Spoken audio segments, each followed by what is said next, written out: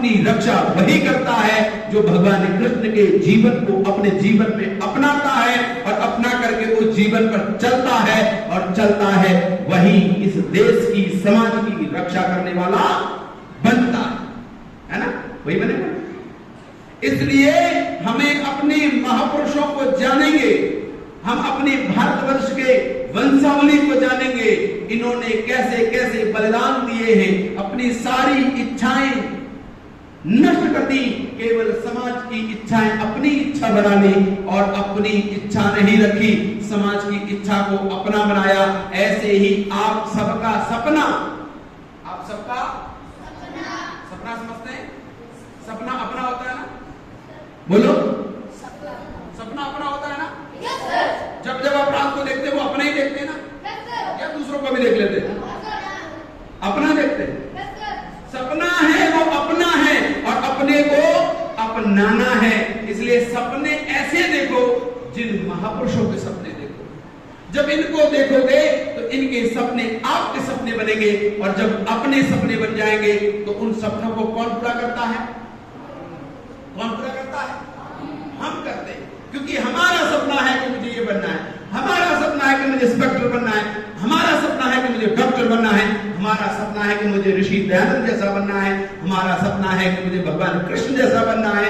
जब हमारा सपना ये होगा तभी हम इस देश को बचा पाएंगे। अगर सपना इनका है, मेरा है और आपका नहीं है तो इस राष्ट्र की रक्षा नहीं कर सकते। कर सकते हो क्या? नहीं कर सकते। इसलिए इनका सपना, आपका सपना एक होगा और एक होगा तो आप अपने राष्ट्र की रक्षा कर पाएंगे, अपने देश की सेवा कर पाएंगे। इसलिए भगवान कृष्ण से हमें समझना है, प्रेरणा लेनी है कि मैं नित्य भी बनूंगा, मैं योद्धा भी बनूंगा, मैं सखा भी बनूंगा, मैं एक गुरु भी बनूंगा, एक मित्र भी बनूंगा, यानी सारे गुण मेरे अंदर होने चाहिए। इसलिए मुझे पुरुषार्थ करना है, मेहनत करनी है। इतना ही कह करके मैं अपनी वाणी को विराम दूंगा। इति ओम शम। आपका सबका बहुत बहुत धन्यवाद। और फिर भी इसमें कोई गलती हुई हो उसके लिए क्षमा प्राप्ति हो। ओम ओम। आचार्य जी ने अभी बहुत ही अपनी सरल और सहज भाव से भगवान श्री कृष्ण के जीवन चरित्र को हमारे सम्मुख रखा। उनके जीवन को अपने जीवन में हम अपनाएं, उनके आदर्श जीवन को, उनके पद चिन्हों पर चलने की भी कोशिश करें, जिससे कि हम भी श्री कृष्ण भगवान के सच्चे अनुयायी बन पाए। भगवान श्री कृष्ण केवल भारत के ही नहीं, विश्व के महान योद्धाओं में से एक योद्धा रहे हैं। भगवान श्री कृष्ण बहुत बड़े नीतिज्ञ थे। वो केवल भारतवर्ष में ही नहीं, पूरे विश्व में उनका आज भी डंका बजता है। भगवान श्री कृष्ण बहुत बड़े ऊंचे साधक और योगी रहे हैं और उनके जीवन को, जैसे आचार्य जी ने बताया, हम देखने का प्रयास करते हैं, जानने का प्रयास करते हैं, समझने का प्रयास करते हैं। उनके जीवन में कहीं भी हमको कोई भी ऐसा कृत्य, ऐसा कार्य नहीं दिखाई पड़ता जो उनके चरित्र को, उनके जीवन को कलंकित करता हो। क्योंकि छोटी सी उम्र में आचार्य जी ने बताया, जैसे कि गुरुकुल परंपराओं में पले बड़े, गुरुकुल में चले गए, वहां पर शिक्षा दीक्षा लेकर के जब वो वहां उनके दीक्षांत समारोह जिसको हम बोलते हैं वो उनका हुआ, उसके बाद आश्रम से जब अपने घर वापसी उन्होंने आचार्य जी ने की, भगवान श्री कृष्ण ने, उसी समय महाभारत युद्ध तैयार हो गया।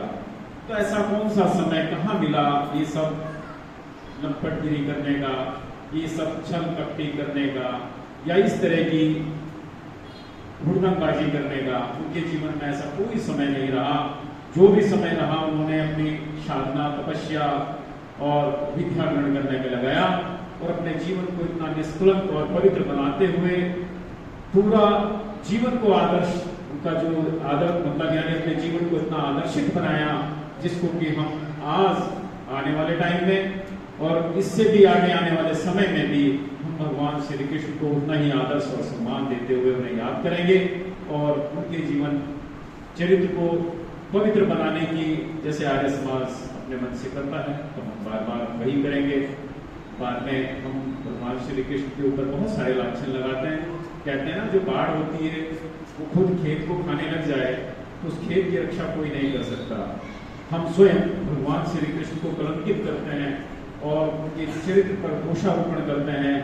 जब हम स्वयं इस तरह से भगवान श्री कृष्ण के बारे में कहेंगे और बताएंगे, समाज में प्रचार प्रसार करेंगे, तो हमारे इस हिंदू समाज या आर्य जो हमारी पद्धति है या वैदिक पद्धति है या वैदिक नीतियाँ हैं या वैदिक धर्म है, इसको कौन बचाएगा, कहाँ से बचेगा? क्योंकि हमारे ऊपर चारों ओर से हमले हो रहे हैं। आप सभी लोग बार बार सुनते हैं, जानते हैं, एक तरफ ईसाई मत, एक तरफ इस्लाम मत, उसके बाद वामपंथी, उसके साथ साथ में राजनीतिक के लोग हमको पूरी तरह से बांटते तोड़ते फोड़ते चले जा रहे हैं और उसमें भी हम अपने आप में ही अपनी विचारधाराओं से नीचे गिरते चले जा रहे हैं, अपने ही महापुरुषों के जीवन को कलंकित करते चले जा रहे हैं। इस पर थोड़ा चिंतन करेंगे, मनन करेंगे, विचार करेंगे, यही सच्चा संदेश होगा, यही सच्चा आज का सत्संग होगा। तो मैं आचार्य जी से निवेदन करूंगा, आचार्य जी शांति पाठ करा करके आज का सत्संग यहीं पर समापन करेंगे।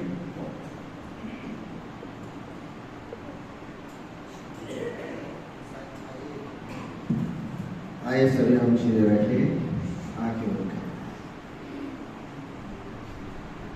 ओम द्योः शान्तिरन्तरिक्षं शान्ति।